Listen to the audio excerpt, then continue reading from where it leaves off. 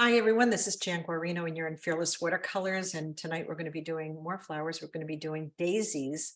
And this time we're going to draw together. We're going to do a little warm up with colors. And then we'll do the drawing. I'll show you how I do my drawing. And then we are going to paint. And this time the daisies are in a glass vase. So it should be really good. And I do see those little bubbles that are in the water. So we'll even do something about that. So let me switch cameras and I'll show you what it is. And so this was a painting I had done a while ago, and um, the colors are a little off, I think, because of my printer, but there's some really magnificent watercolor blossoms going on here, a little bleeding of the yellow onto the flower. Used violet to get the depth of the flowers through some of the petals in some shadows. I think we'll be doing things like that tonight. And this is our photograph that we're going to be using as inspiration. And let's just start off by doing, one drawing of a daisy. Now, I really hope that you don't make this too, let me go closer for you guys. When you're doing your drawing, don't make it like too rudimentary. You want it to be, a little oval, a little odd shape, some little things going on. And I'd like for you to just draw some of the petals.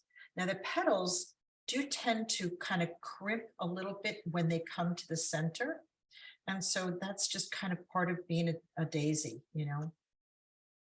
So I would like for you to just kind of think about drawing that way. There are some smaller ones, so maybe one is going off a little bit this way, and maybe you're not seeing the full side of it. Maybe there's one behind it. Think about those things when you're drawing it. And it's not like we have to count how many petals there are or anything, but we do want it to be proportionate, right? So maybe there's 2 petals back here. Think about those kinds of things when you're painting, when you're doing your drawing.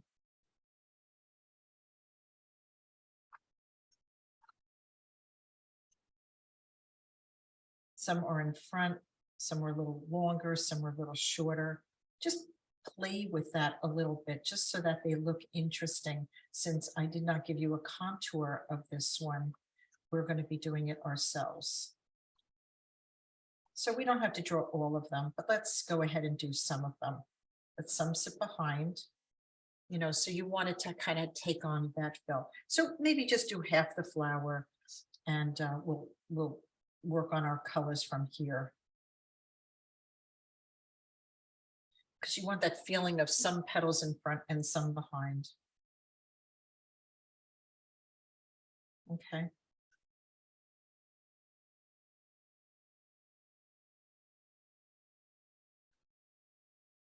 So let's just stop there. So I see beautiful whites, of course. So for our background, we really do need to define the background because most of the flowers are white. So let's just do that for a moment. We can use our, oh, by the way, guys, I did put a white drying mat here because I realized with the black, you couldn't see how many times I was accessing this to wipe my brush. So my water's here. It's a little off camera, but there it is there. And then I'll use this to control how much paint or water is on my brush. So that's an important part of what I do. And I wanted to be sure that you got to see that. This will be all marked up. I'll show you a few from previous classes. You could see how much I'm accessing this white mat. So let's for a moment just focus on the background. So let me go closer. And here we go. So grab your undersea, grab your cascade, and that is, And what I want you to do is just to, this brush is really hurting. I'm going to use a little pointier brush.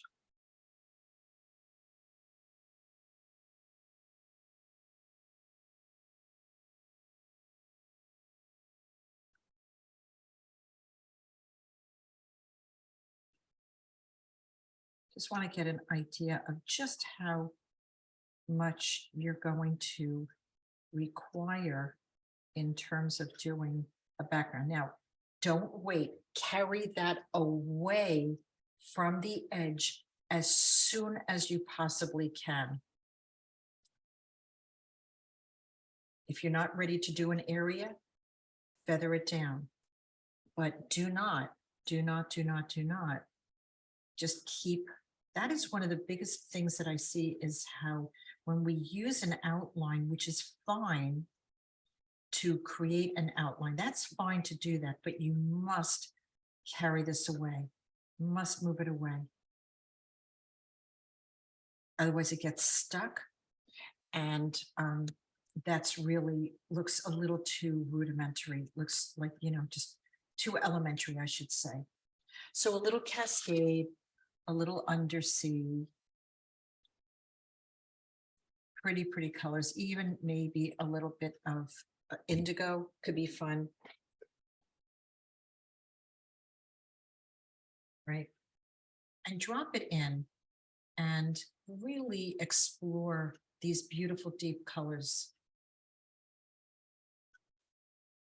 Because we're using a lot of water to carry this. Oh, and just make sure, I want you to get in the habit of just feathering out a mark that you're not going to be continuing. Just make sure you feather it out. I want you to just get in the habit, even if you're going to go back into it or not, it doesn't matter. Really want you to get used to doing that. And then, you know, get used to also charging up these areas and going darker. So that's another thing that I see pretty frequently is the color just doesn't hold on to a nice deep dark. It goes too light. And then you might mess it up if you try to go a little darker. You know, you might mess up, you might miss some blooms or blossoms or something like that. So it's fine to move it with water. See, I'm just moving this with a little bit of water. A little bit of fun is if you want to take some of these and just river them into a little bit, instead of having them just end, having them river into your petals a little bit. That's kind of fun. It's a nice mark to make. And if you just add water, you can go in and you can just drop your color in. Now, when you drop your color in, if you hit it too hard, it may leave a residual of too much paint, and therefore it'll look blotchy. So when you go in like I'm doing right now, make sure that it is a feather touch, and just play with dropping in using more color than paint, because than water, sorry, more paint than water, because right now, of course, this is all starting to dry, but we feathered this down. Again, get used to doing that. That is, get used to getting the color away from your edges and get used to feathering things down if it's unfinished. Those are two really good habits to get into. Okay. So that probably will be our background. Now, it probably will also be a good part of the glass. So if we took our dot sprayer, right? Now this is a little too wet, but this is drying pretty nice over here. And I just hit it with a dot sprayer. I'm getting beautiful little tiny watercolor blossoms. If you don't have one, you can use the toothbrush, put a little water on it, and then just sprinkle it with a little bit of from the bristles, and you get, again, beautiful watercolor blossoms.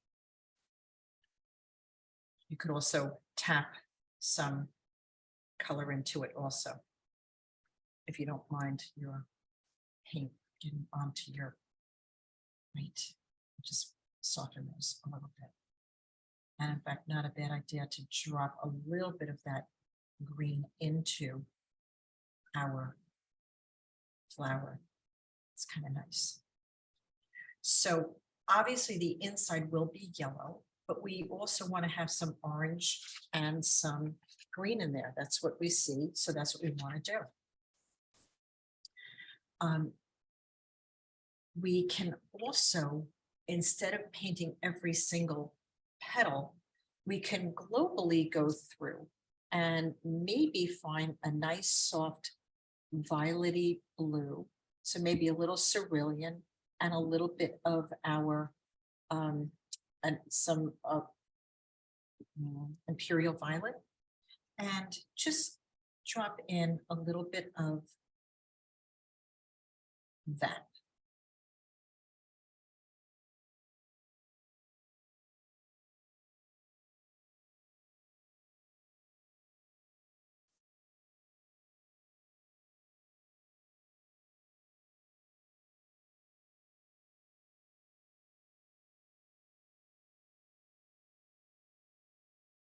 Kind of throws them in a nice shadow.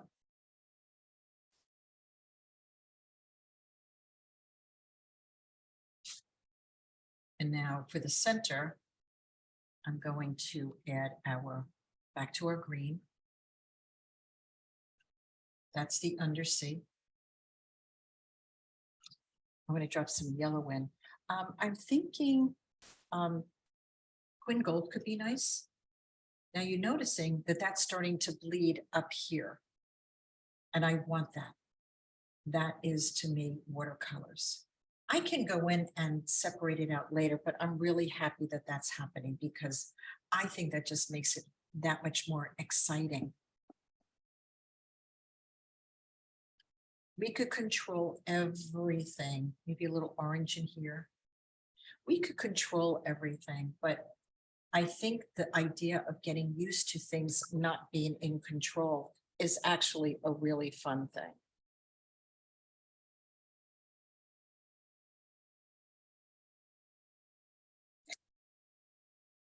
Now, I will show you that if it's bleeding too much, you can absolutely take your brush, wipe it, take your brush, wipe it, take your brush, wipe it. See, I can push that back. It's so funny. I was talking to a woman today and she was saying her friend does watercolors and how unforgiving they are. And you can't make any mistakes. And boy, I said, I couldn't disagree more with that. She's like, really? I'm like, oh yeah, they're so forgiving. Look how forgiving that is. And, in the end, that's what makes it a watercolor, right? So when this is dry, I could go back in and I could drop in a little bit more blue and violet. I could do that. But I like the idea of allowing things to bleed also. Not everywhere, but that's a good start. The other thing that I want you to get used to doing is, one more thing, is the petals that are behind. This is a little too wet to do this, but having them be cutting them out a little bit so that they, you know what? I just realized I'm not recording. Oh, I am recording. Oh, good. Okay. Just realized. Whew. I do it automatically. I forgot. Okay. I'm glad I'm recording. It's good that I'm on autopilot. So a little bit of behind here, when they're a little drier, will help us to sort of give us the sense of summer in front and summer behind.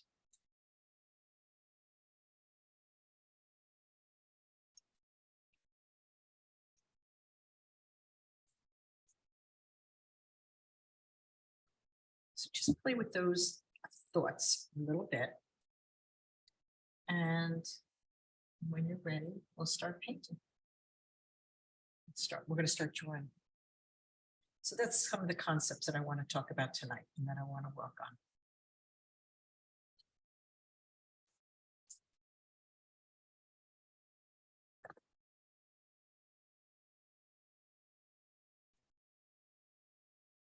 So here are the colors that we use: the background undersea, cascade, and indigo. The flower is a combo of violet and cerulean blue, and the center is yellow, orange, and green. Okay, so let's work on our drawing. So when I'm drawing, I really like the idea of, this is a pretty good composition that we have here. Maybe we would give it a little bit less on the bottom. So let's just, don't even draw a line. How far over is the base of your vase going to come? Let's talk about that. I don't want it to be dead center, so I'm going to go a little past center. Right? And then I'm going to come up. Now, I'm not even really doing lines. I'm just spotting myself a little bit. There's some nice things going on the bottom of the glass. I think this is a nice combination. So what I want you to think about is just giving it a little bit a sense of the marks that you would need to place everything. One flower will be maybe here, and the other one here. Now notice one's facing this way and one's facing up. Okay, let me go closer for you. I realize you can't see that too well, but I'm not really painting drawing all that dark. And I'm just going to start with some of my petals. So they do have that little pinch. You have that little ruffle at the end of it. There's some little ones behind.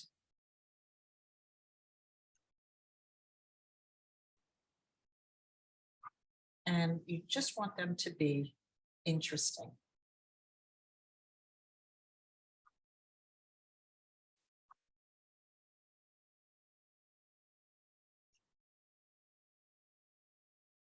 And you don't even have to go that dark with these because we're going to be painting the background, right? So we want the marks to be sort of on the lighter side.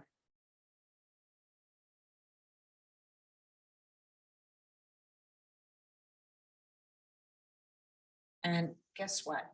If some of your petals go off the page, that's kind of a nice composition also. Everything doesn't have to sit within the confines of the edge of your paper.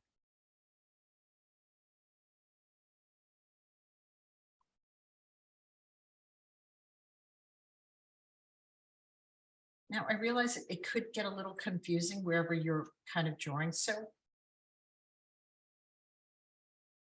make it up, but also have it be interesting.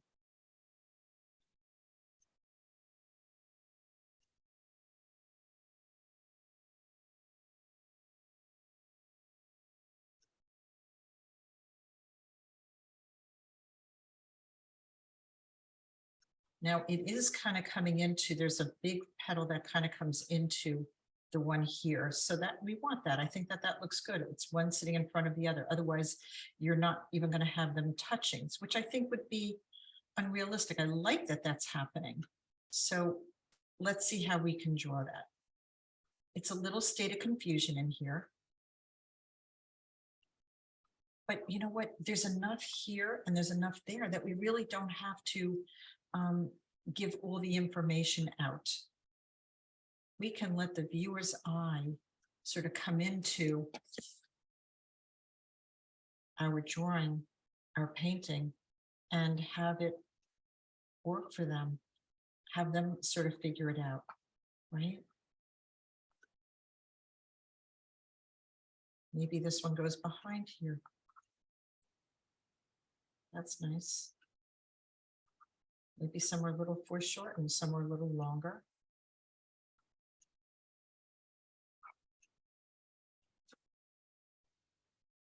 By the way, if you're uncomfortable with drawing, I get it. There's only one answer, and that is to draw. And I don't mean that in a ha-ha way. I mean, it's really the truth. You know, people say they can't draw, you know, they can't do, well, you know, there's only one answer, and that is if you really want to learn how to draw, is to draw, to practice it. Put anything in front of yourself. any photo, anything at all, and try it. So they're bleeding off the top up here. Okay.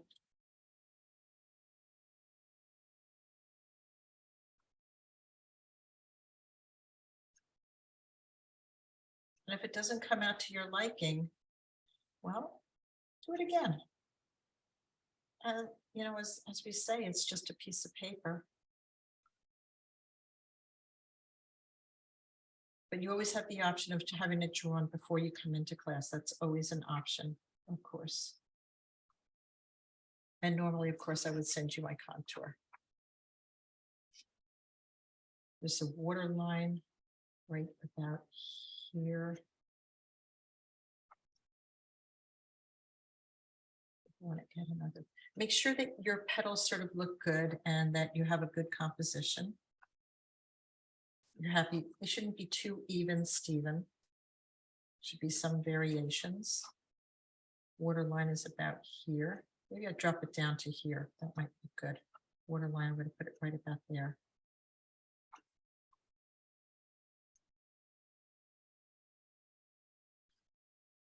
And there's these beautiful leaves that are sort of coming up too, right? So I'm just going to indicate a leaf here and maybe a leaf here. They do not come to the edge of the vase. The vase has got some very nice thick glass going on. Some beautiful bubbles there. And then there is this little bit of a striation going on, which I think would be fun to indicate that also. And I think that should do it. Any questions about what we did? Of course, you can add little additional little pieces if you feel like anything's sort of missing, any little interest. I'm off the page here and I'm off the page on the top and I'm off the page. I'm off the page on 3 sides on this painting, on this drawing.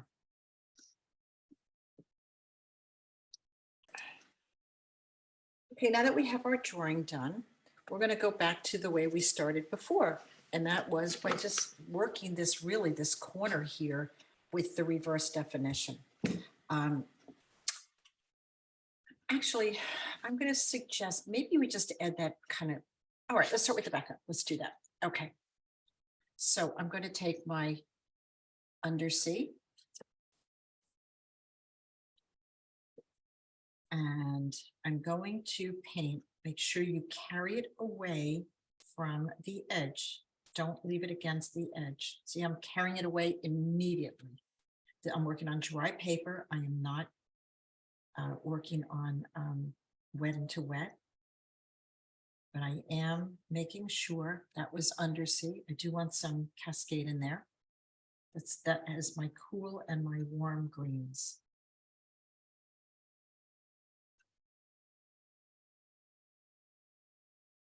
Carry it away. Don't leave it against the edge. The quicker you sort of get used to doing that, the better off your paintings are going to be. It's going to make a huge difference.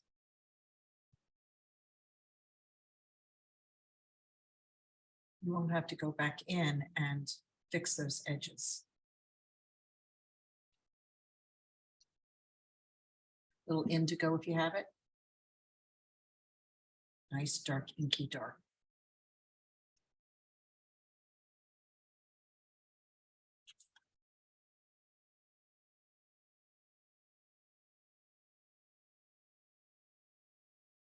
See, it's really fine to make your mark with that edge, right?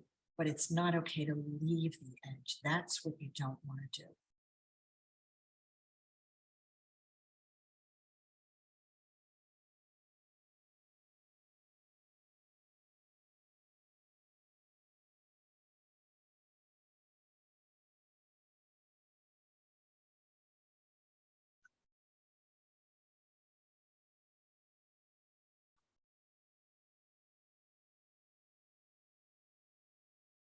That is just our indigo, our undersea, and our cascade. And if you have these little on the edge of my paper. So if you have these little areas here where it peeks through, go ahead and get some of those. I'm going to, although flowers do have a symmetry to them, I'm going to ask you not to put them too even, Stephen. Make sure you make, there's some differences, distinctions between where your petals are.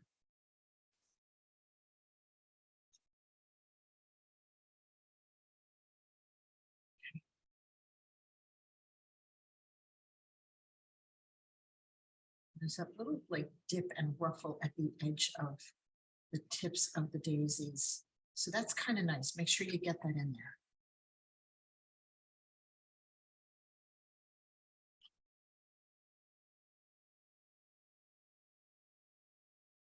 You want to just carry some of these in with a little bit of a river. That's nice also. Just carrying it into the tip of your brush. Just bring it in a little bit into the flowers.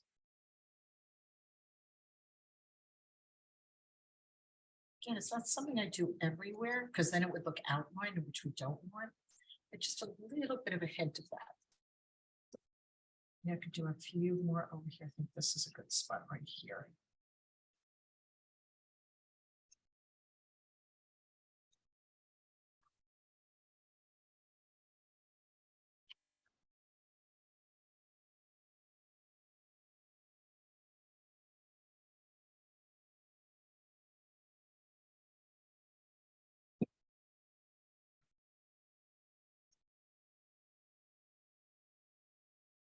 Now I kind of avoided the area with the glasses. I haven't done that yet. And you should have some nice variations in colors. If you're using those colors, you should have some really nice variations.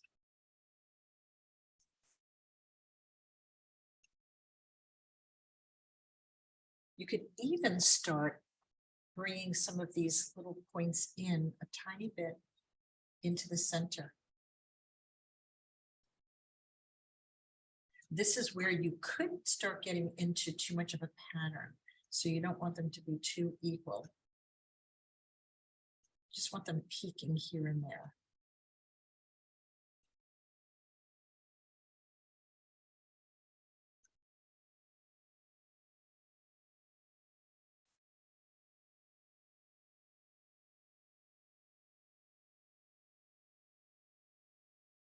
Just a hint of those centers. Again, be careful about creating a perfect evenness to how frequently you do this. Intentionally break it up. Intentionally do not make it everywhere. Easy to make them everywhere, but just kind of pick and choose a little bit.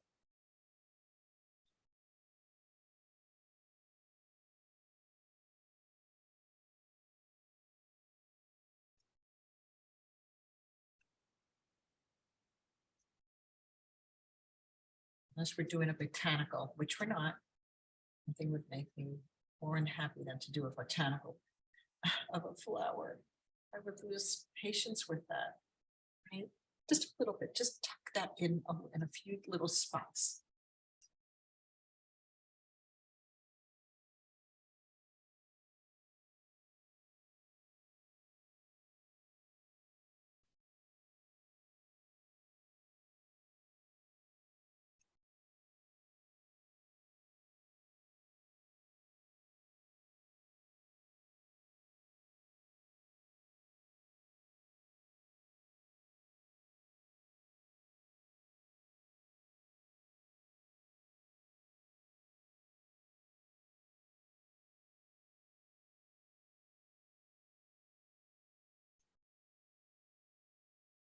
And I'm using, again, my combination of my greens. I'm going to stop there. Don't want to do any more.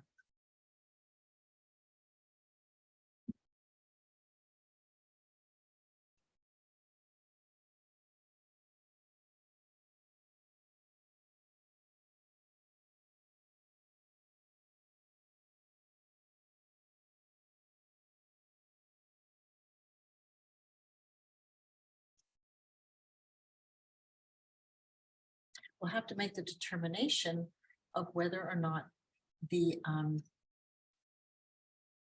vase is going to be lighter or darker than our background. And I think we're going to make it lighter. I think it would be more interesting if it was illuminated, right? If it was a little, has a beautiful illumination of light coming into the vase. I think that would be very nice.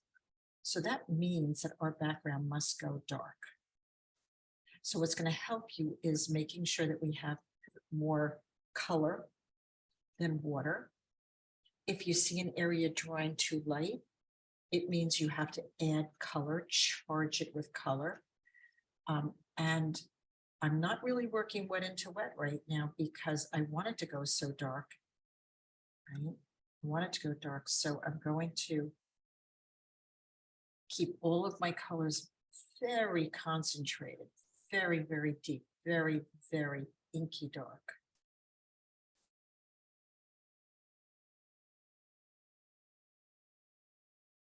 Feathering it into water. Now, the vase, you could pretty much keep that pretty straight. And what we're going to do is something interesting with the vase. I didn't really have you draw it, but what I'm looking to do, I'll show you.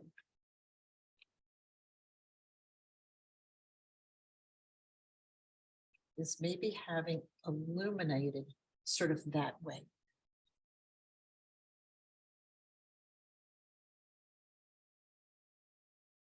I actually did write to Da Vinci about these brushes. I found them on Instagram. And I said, look, I can't go back to where I bought them, but if you could help me out, that would be great. They're losing bristles like crazy. And I like the brush a lot, but every class I'm pulling out, oh, I just pulled out 3 right there. They're coming apart. Now, you see how down here, let me go closer for you on this. I'm just kissing it with my brush so that it has a chance for some of that paint to seep in.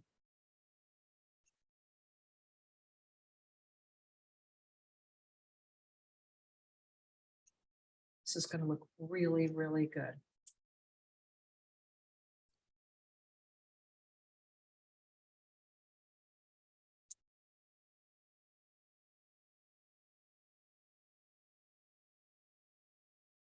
That's just water.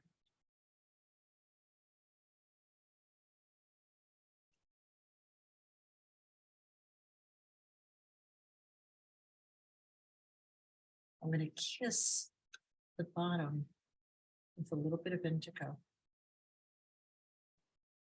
Let me back out and show you what that looks like.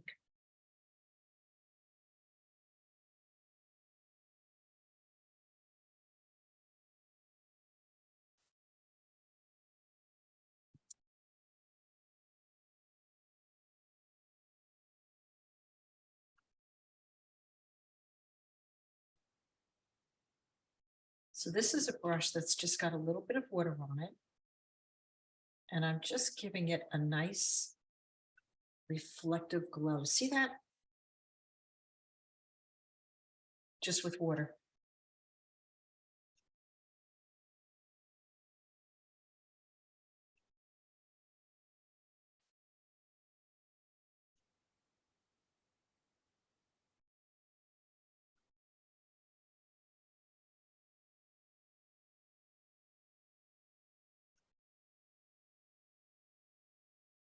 I have a really interesting watercolor blossom there.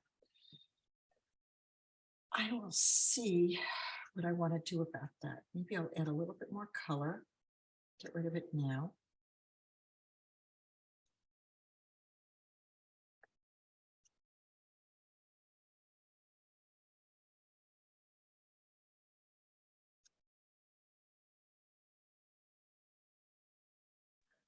Jan, I'm sorry, how did you get rid of that blossom without ruining? Oh, I just went in with more color and just really with more color.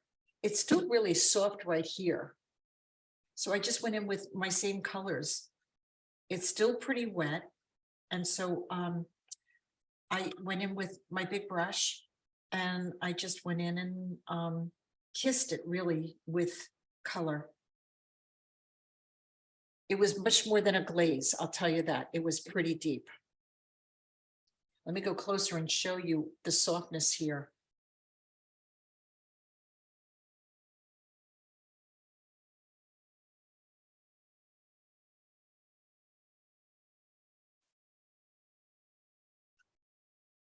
You sort of have to feel it as you're doing it, as you're. If there's any more bristles, I'm not, this thing is going to be bald. Hopefully I hear from them. So it's just a suggestion of that. I'm really happy with that. You know, make sure you have the right brush for the right job. I love the combination of indigo and these greens. They're gorgeous.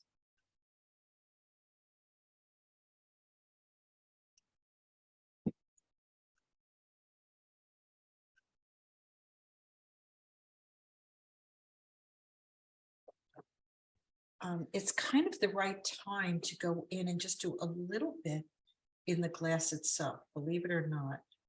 It is the right time. And what I'm doing is I'm just sort of looking at the shapes that the glass is taking on with the reflection and refraction of the water and the leaves that are in there. And I will tell you this, it's going to look strange. So what I'd like for you to do is just kind of trust the process right now.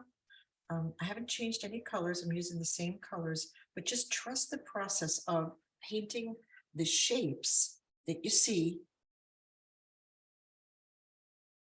and not worrying about how, oh, it doesn't look like glass, oh, this, oh, that. Don't worry about any of that. Just paint the shapes that you see. And I see lots of beautiful indigo shapes for me to go in and take advantage of. And I realize that that doesn't look like much right now. I do know that, but I also know that it will look like something when we get closer to being done. It absolutely will.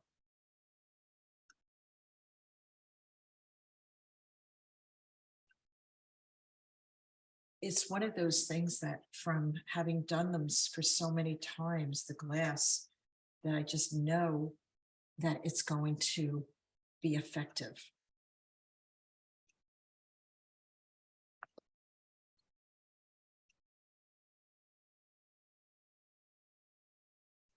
It's that knowing that shapes will give me exactly what I need in terms of answering the question of what is this? It's a glass vase, and it will give the viewer the answers that they're looking for.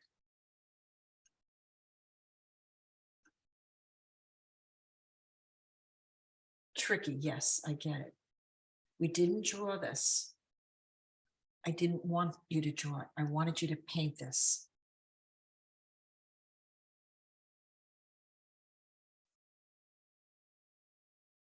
Holding onto a little bit of a white edge right there on that right side.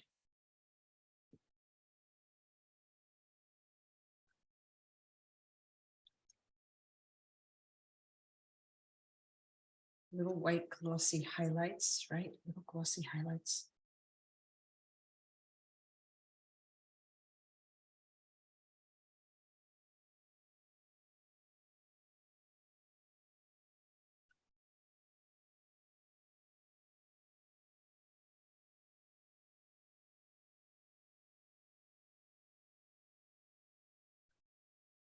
Let me back out and show you.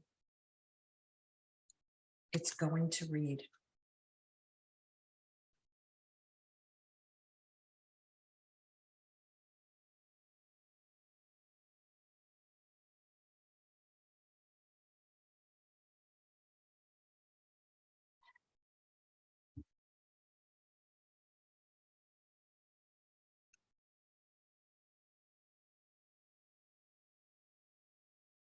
And then the rest will really be the leaf, but I'm really painting some of these beautiful reflections that are going on inside the glass vase. And I'm basically using indigo to do it.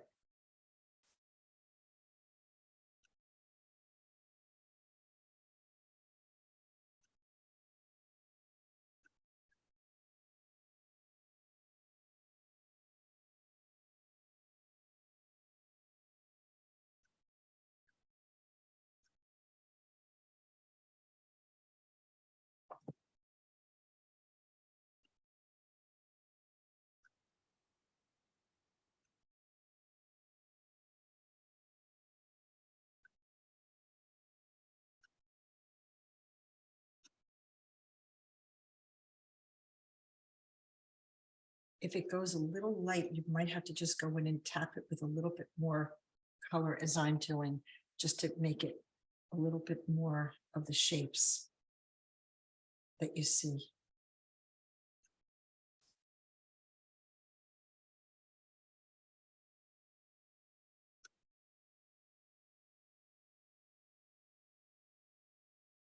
You know how to do the flowers. This is how we do the glass.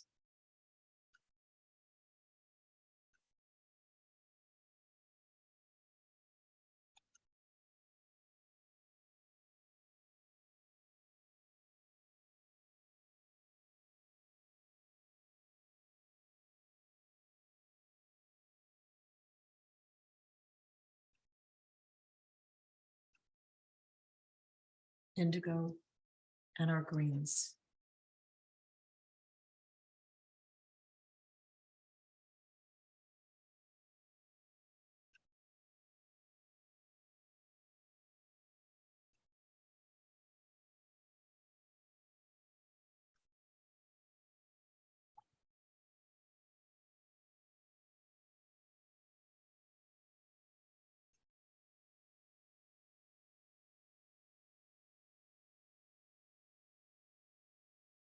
That's going to be green.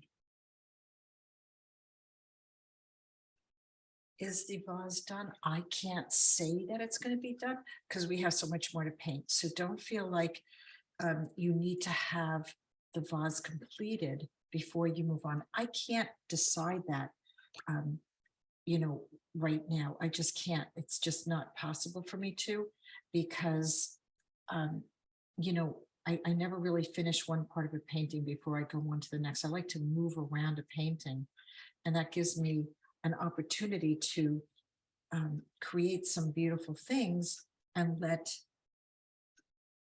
the paint sort of move and sit. And, you know, I mean, these watercolors are really alive until they're completely dry. And so working this way really gives us a chance to integrate so many pieces together. Right?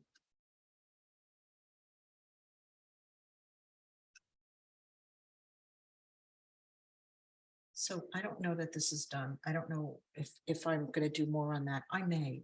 I don't know. I can't really say. I want to move away from it and get into the flowers, or maybe the leaves. You know, maybe it makes sense to do the leaves at this point. So I'll just go a little closer on the vase for you. It's really just shapes. And there it's moving. See, that's watercolor for you. Drips, and oh, that was very nice. That drip that just happened there, because I turned my paper a little vertical. Yeah, that's great. It doesn't get better than that. Now, because the bottom is wet, I'm just going to turn it to the side, and I'm going to use, I really want to use my yellow to create some of the leaves, and blue. So I'm going to see how that looks. So if you want to just wait and see how mine looks.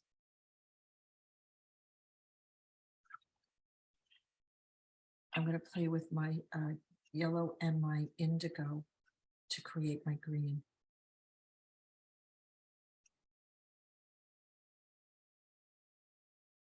And of course, the yellow will help us bridge the palette with the yellow on the inside of the flower.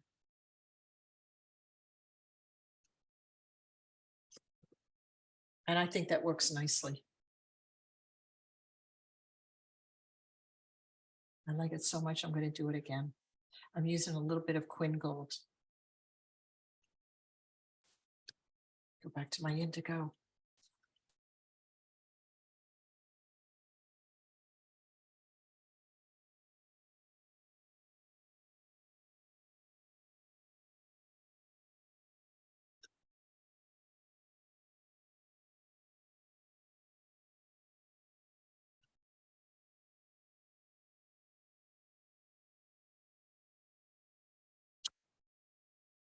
It's almost like the sun is hitting it a little bit. It's nice. It's a little different than the photo. I get it.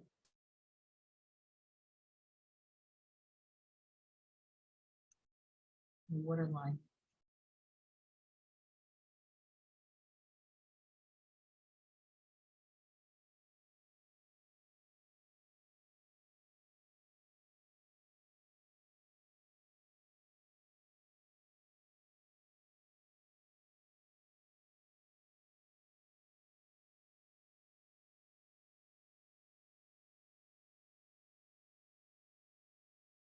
Let's take a look at that.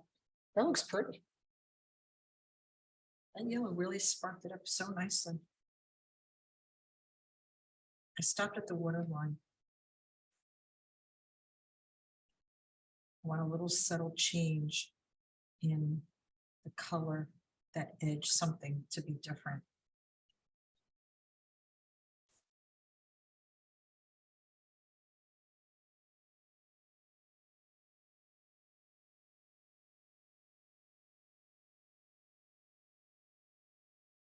This, I might have to wait for this to dry to just get a little bit more of the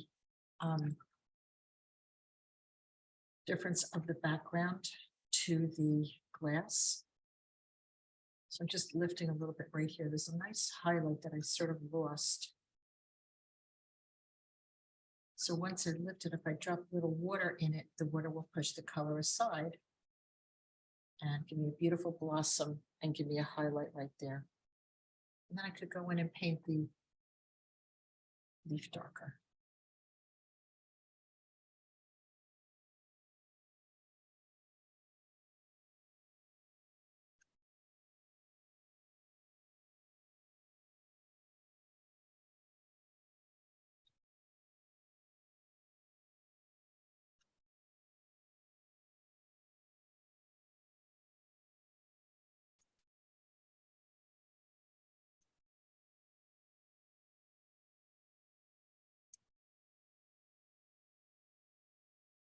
Little lifting of some highlights there. With my flat edge brush, I can clean it off with a little bit of water. See how I'm using my towel here to get some clean. Some people use paper towels. It's the same idea. I like that you could see what I'm doing here. Look how many marks I've used on that already. Now, if you feel like it, you could drop a little clean water in these and it'll push the paint aside and give you nice blossoms.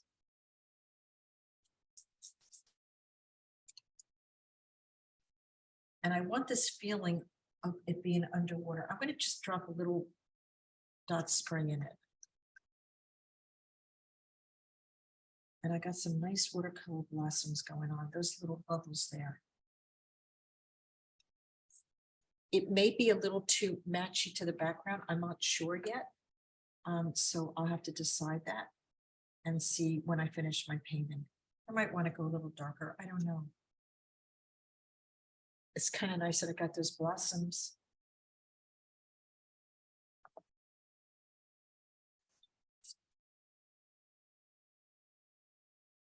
You can even add salt.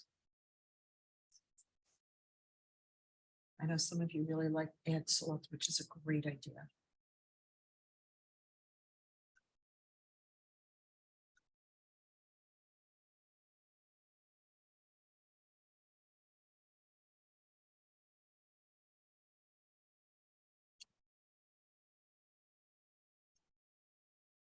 Of course, then we have to just do that subtly I'm going to work upside down only because I want that water line to be there. And then I want to shift and go into above the water line.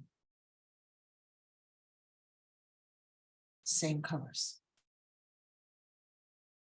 Maybe I'll go a little greener on the outside, above the water line. Just to say, oh, the other ones are underwater. And so they're a tiny bit greener above it. Well, that's okay. I like that idea. I like the thought.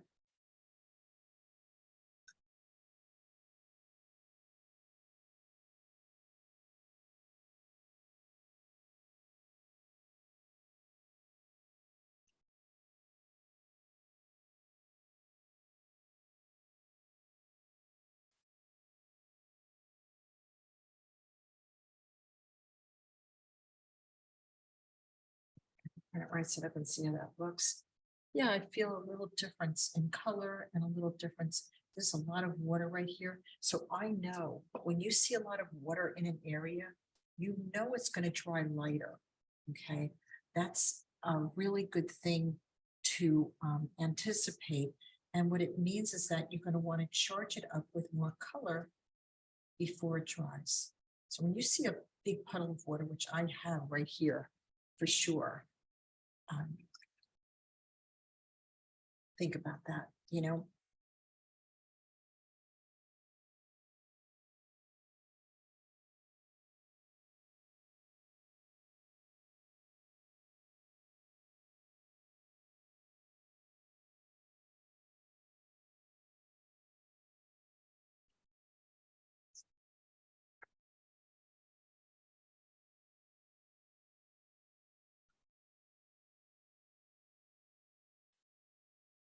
Sort of lost all my blossoms.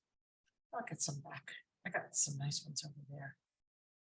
Just wanted this edge to be a little bit more.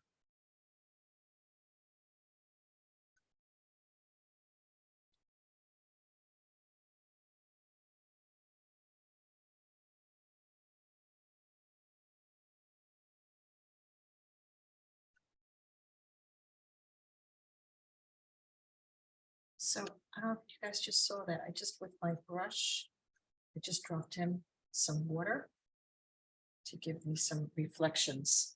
Water reflections. It's not in the photo, but it kind of mimics what's going on here, right? A little bit. Kind of gives you a sense of direction.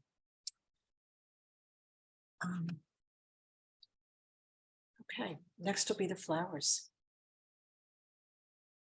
So I feel like we really have this feeling of glass going on here. And there was a discussion that that's not a daisy leaf, but what I think it is that it's a floral arrangement, and they probably took some big, maybe hosta leaves and put them on the bottom.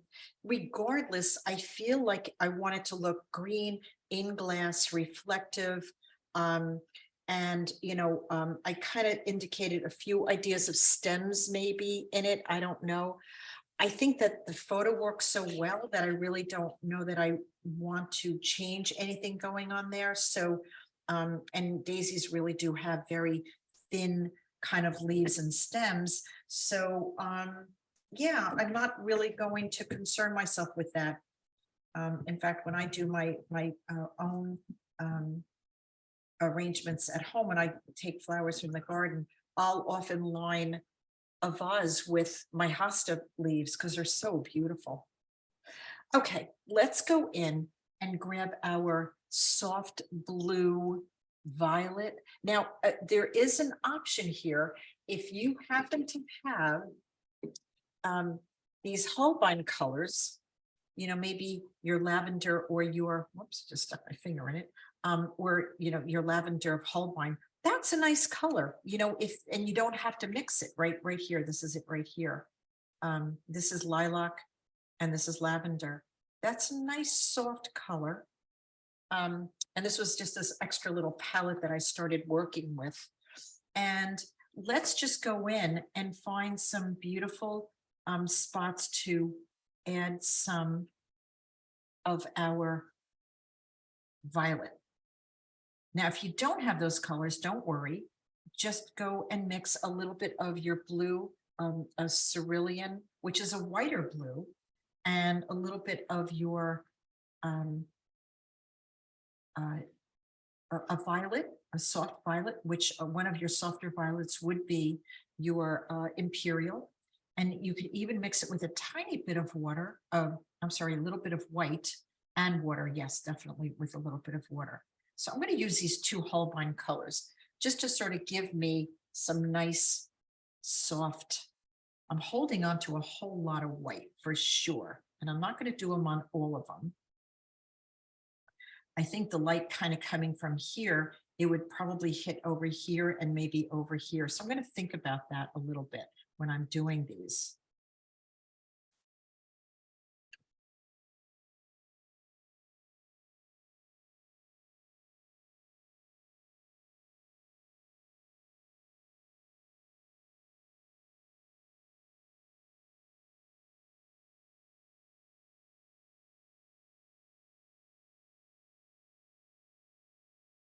I'm sorry, I'm a little off the screen.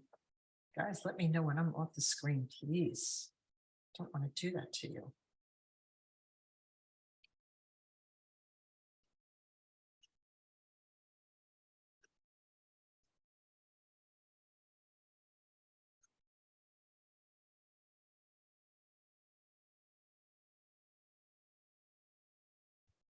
It's just, this is a nice soft way to say, you know, there's some color in the leaves. It's a softness, and we just want to suggest it a little bit. So these soft Holbein colors really do the job really nicely. Of course, any of these colors is completely achievable with a little violet, a little pink, a little blue, and white.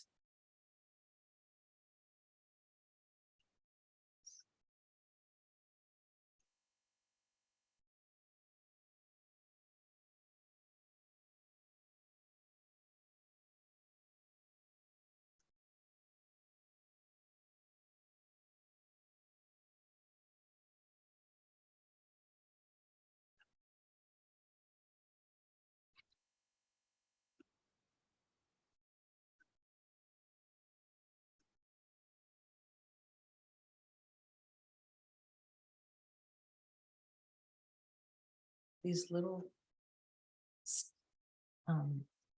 petals that are tucked away, those can go a little bit darker if you wanted to. A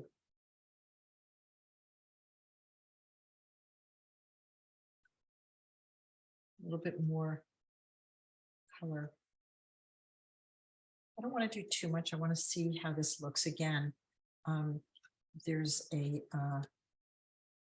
sense that I don't want to overdo it before I see what is going on with the overall painting. So that's why moving around the painting really does help you to not overwork any areas, right? And keep it kind of fresher.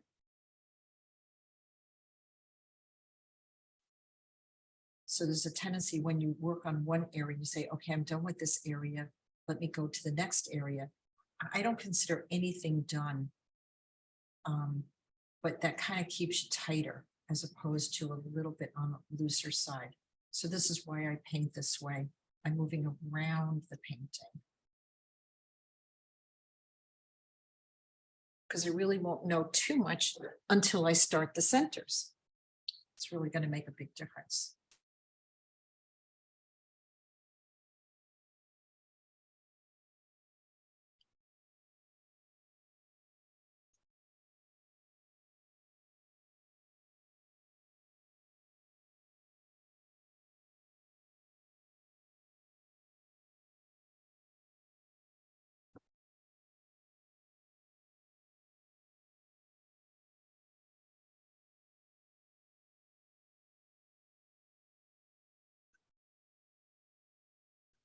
And I really can't tell very much until I paint those centers. I just can't tell how much more I want to do until I paint the centers.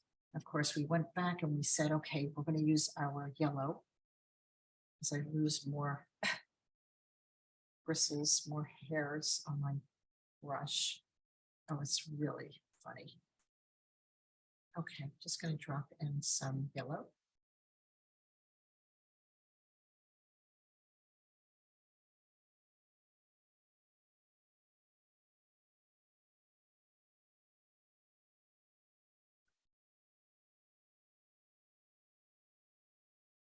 The Queen Gold is a really intense yellow. And that will really, it could spread out to be a very light yellow, or it could go super, super orange, as you could see here. This is the same color, just with less water. Crazy.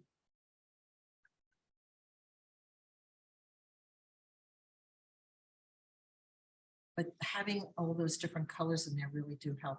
It's bleeding out a little bit here, but I like it. And then I'm going to just switch to adding a little bit of green. Maybe I'll add a little indigo green. And you can see how I'm putting it on. I'm sort of dotting it a little bit. Just in terms of a brush stroke.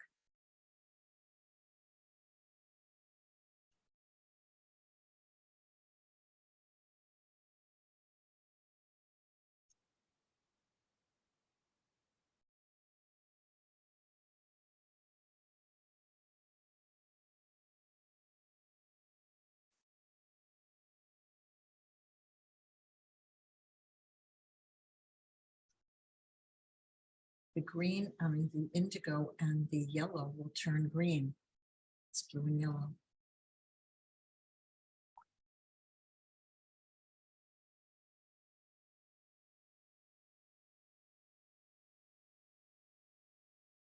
Okay, let me back off and see what that looks like.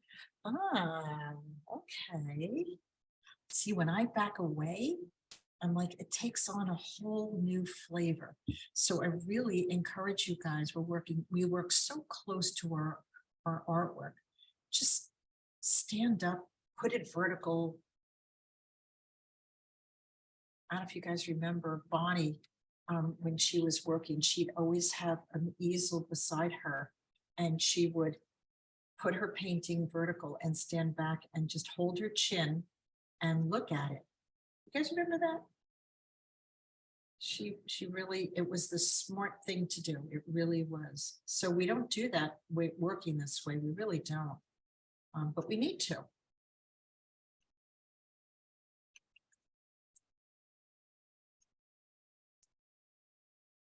So I'm able to look at mine on the screen. And so that basically gives me some distance and it's vertical. So it's kind of interesting. I kind of have that ability to do that. You'll have to create the opportunity to do that.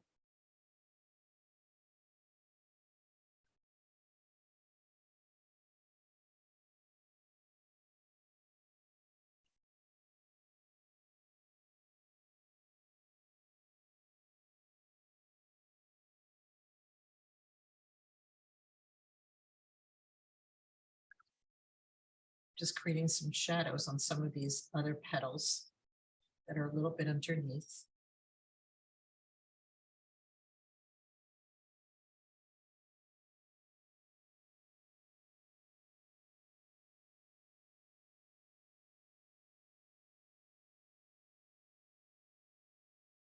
Now that I have that darkest area there, I'm also going to drop a little bit of my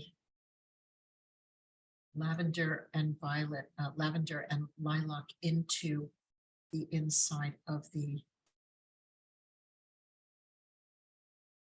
flower a little bit.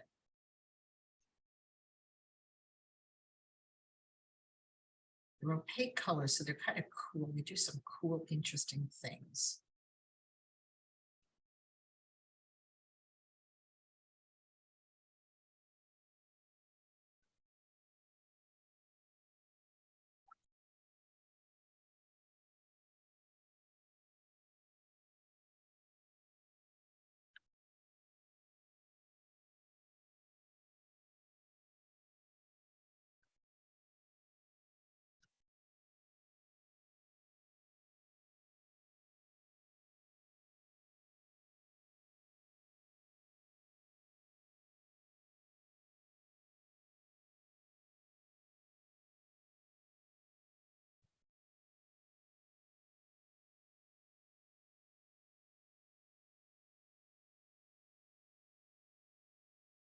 And there's a point where I just want to give the painting what it needs.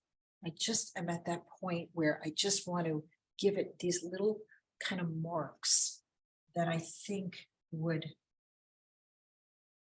make it interesting.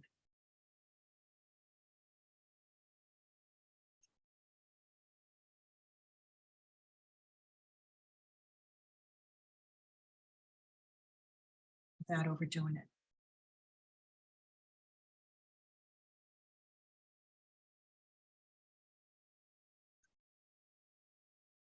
I would be the worst botanical painter on the planet.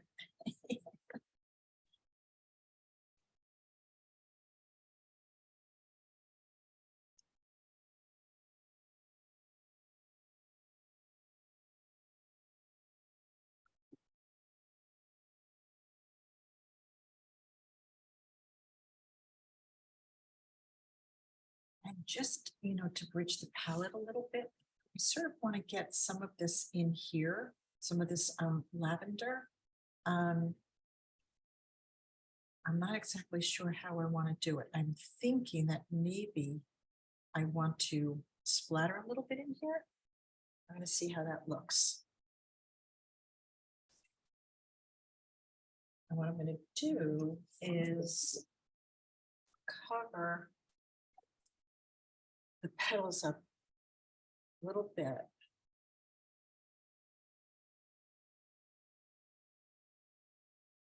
just going to try this and see. I think I'm going to like it.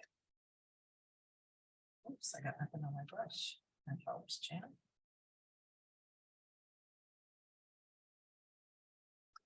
Not big enough, okay? They're little and they're not big enough. It's really not enough. So I'm going to smush them. And I'll have to wait till that dries a little bit. Of course, I should cover up down here. Okay, I'm just going to wait because I had to they were too little. They didn't look right. Actually, a good spot to add a little bit is maybe at the water line. That could be cool.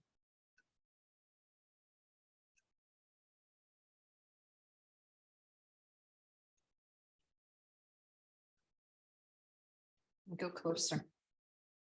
So I just added a little bit of the lilac or the lavender to that water line. Kind of cool. Maybe I can get some of my highlights back a little bit down here by using some of these colors.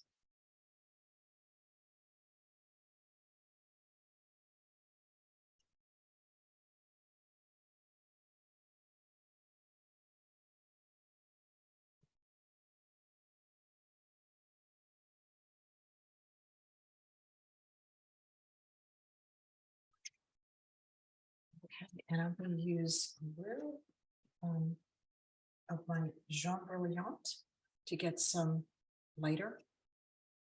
That's this yellowy color right in here. Where am I? Here we are, right in here. So I can kind of get some highlights back. If you lost highlights, you can sort of just get them back a little bit using this.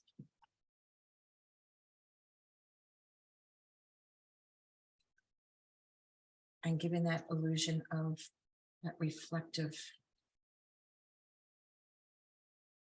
color in the vase, right?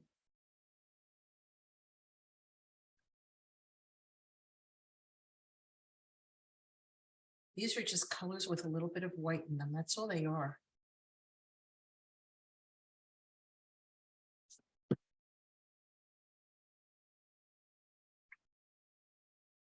So you could basically make almost any of these colors using your white and whatever it is, blue, yellow.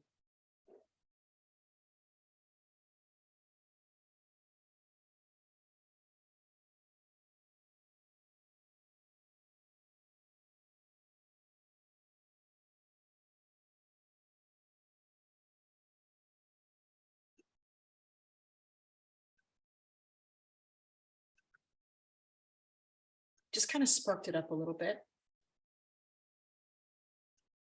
What you have to be careful of is that it's dry and that it's opaque enough. That's tricky because it could easily dissipate and go away because of all the heavy color that we have going on.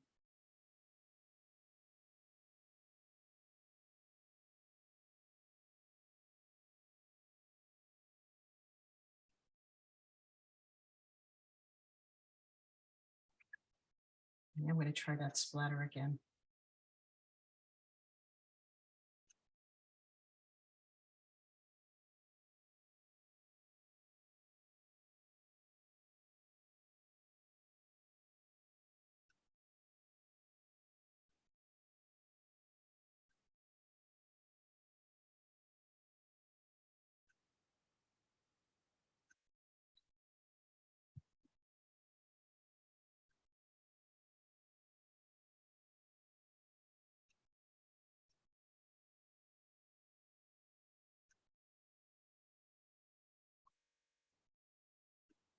I don't know if you guys could see what I'm doing. I don't think you can, so let me just go a little closer. Just separating some of the petals out a little bit with little shadow behind these ones that are tucked in here.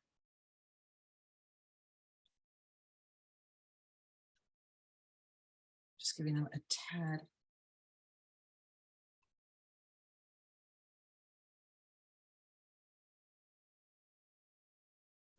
And you don't have to do them all. Hopefully your drawing was light enough and you didn't really come in too heavy with your marks. Knowing how you're going to approach a painting, whether it's like, obviously if an area is kind of on the lighter side, whiter side, you're not going to need heavy marks at all. You just won't need them.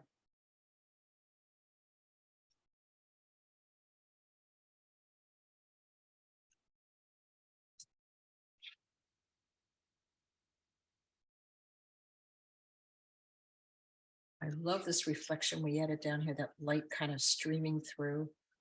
It really adds a lot to the composition.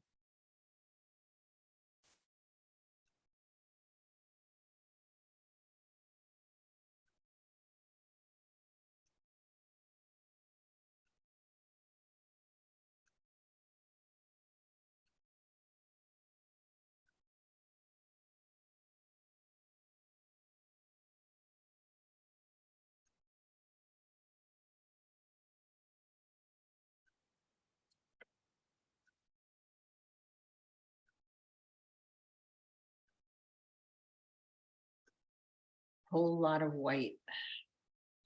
This is drier now. I'm going to try again to do what I started to do before, which is a big splatter. I really want to do a nice big splatter. I'm going to cover up down here. And I'm going to cover up over here. When I want to do a big splatter, I cover up as much as I can of the area that I don't want affected. And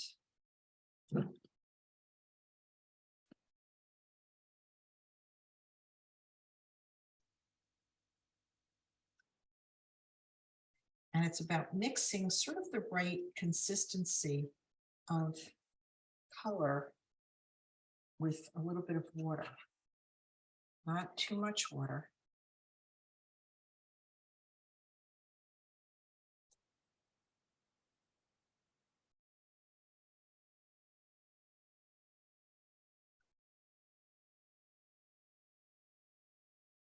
Okay, let me see how that looks. Oh, I like it.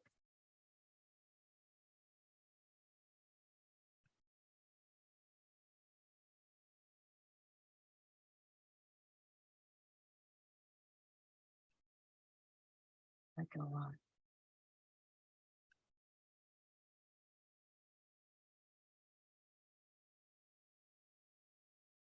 Okay, that looks scary, but when I take it away, I really like it. I'm okay with that. If for any reason I wasn't happy with what I did there, you can always take it and just blend it in, right? Wherever you want it to go. But I know that's going to dry lighter, so there's a nice splash kind of going right through right there. I like it.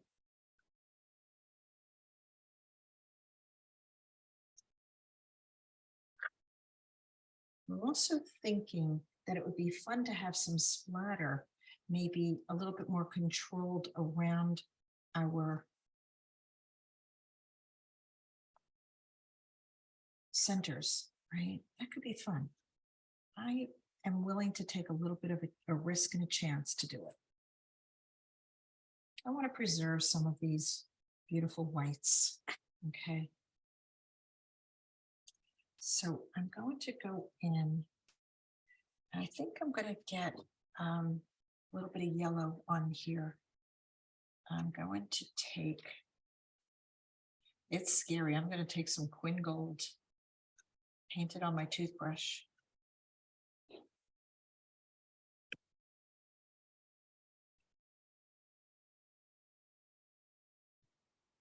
Okay, let me show you close up what happened.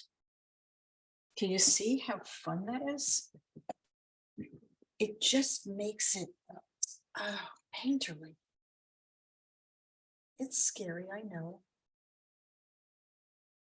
Now I'm doing it without even any tissue. I'm really, because I like it so much. Okay, I'm going to change the color. I'm going to go back to my little violet, I think.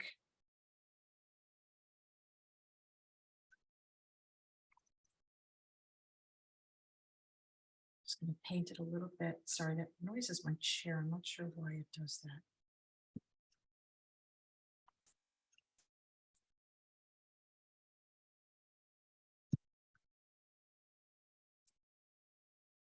Little mist spray.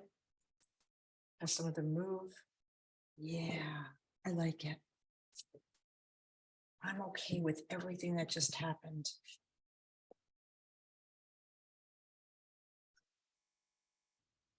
Now, of course, you can always take that dark indigo and you could go into more of these little sections if you wanted to. Well, it's a little wet right now, but you could always go into more of these little sections if you wanted to get a little bit more oomph out of them. Mine's super wet, so it's not really going to work too well, but that idea of really tucking them in, I wouldn't do it everywhere. I think that could be a little bit predictable, but I think choosing where you do it could be super great.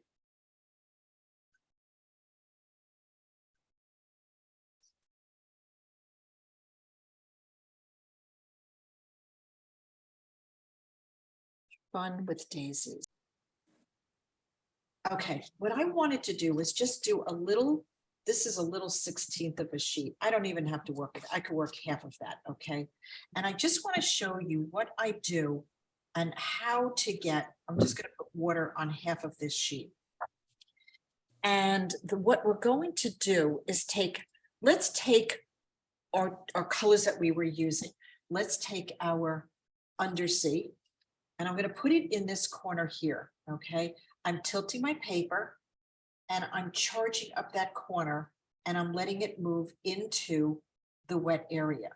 So I'm just taking color and water, charging up the corner. I'm not pushing it with my brush. I'm simply letting it move with water and with gravity, okay? The paint is being moved with water and gravity, okay? If it gets too light, what I'll do is I will add more color, okay? I'm just lightly, feather touch. And you can actually see the green, the granulation happening with the undersea, of the cascade. I'm gonna mist it with a little bit of water, okay? And you can see the cascade breaking into turquoise. I'm not pushing it with my brush. Practice this all the time. Now, in the other corner, so my cascade is in that corner. Now in the opposite corner, I'm going to add my undersea. You could do this with any two colors, and you should. I'm going to put it right in here. Oops. Notice I'm just putting it in the corner. I'm not moving it with my brush. I'm not pushing it down with my brush. I'm going to have the undersea, the cascade go down, meet the undersea, and push it around. And I'd love for you to practice. If you're losing color, drop more color into your corner, okay? And let it swirl around. Look at that. Look at that. Your brush can't do that. Your brush can't do that. And you could do this process over any area that got a little too fussy. Notice I'm just adding it in that corner. Just adding water and color, water and color, water and color. Now, the cool part about Undersea is that it breaks into yellow. And the cool part about Cascade is it breaks into turquoise. So what a cool combination.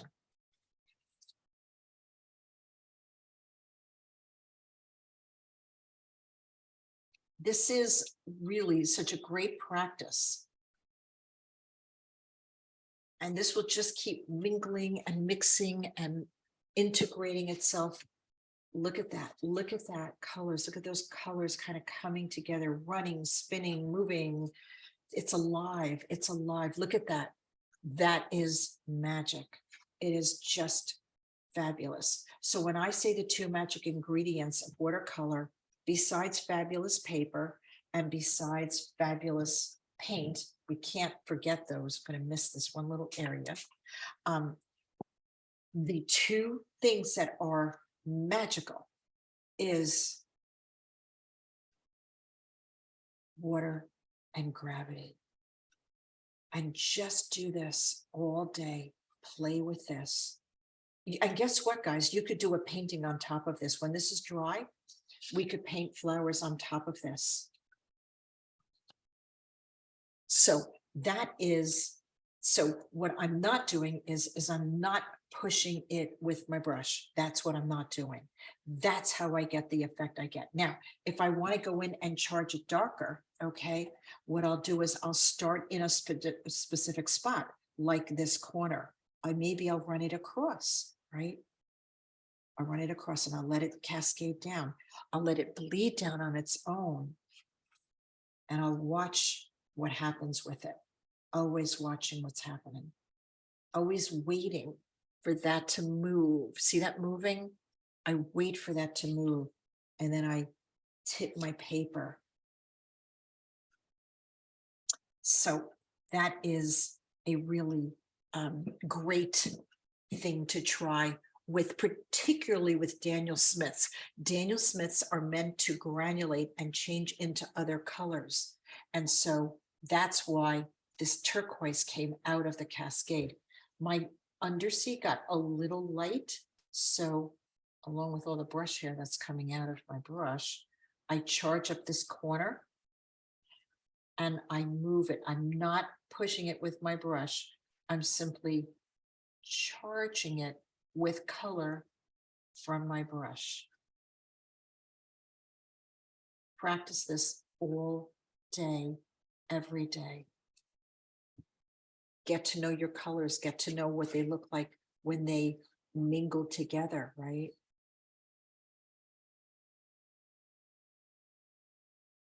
That looks like a landscape to me. These are little fine brush hairs that have got stuck in there. Anyway, that is, and if you want to charge it up also, you can, splatter it. You could go in and drop some nice droplets in it. Those, because it's so wet, will really just be such soft marks. So practice this, try moving it that way instead of with your brush. You'll really end up with magical results. That's tonight's painting. Those are today's lessons. These are great tools to have you move paint with your water and your color. The two magic ingredients of watercolors are water and gravity, using, of course, fabulous paint, fabulous colors that granulate and move, and great paper. You got to have great paint. You got to have great paper. And then after that, you kind of have to get out of the way a little bit and let the paint do the work. So this is Jan Guarino, Fearless Watercolors. Till next time, keep painting and be fearless. Bye now.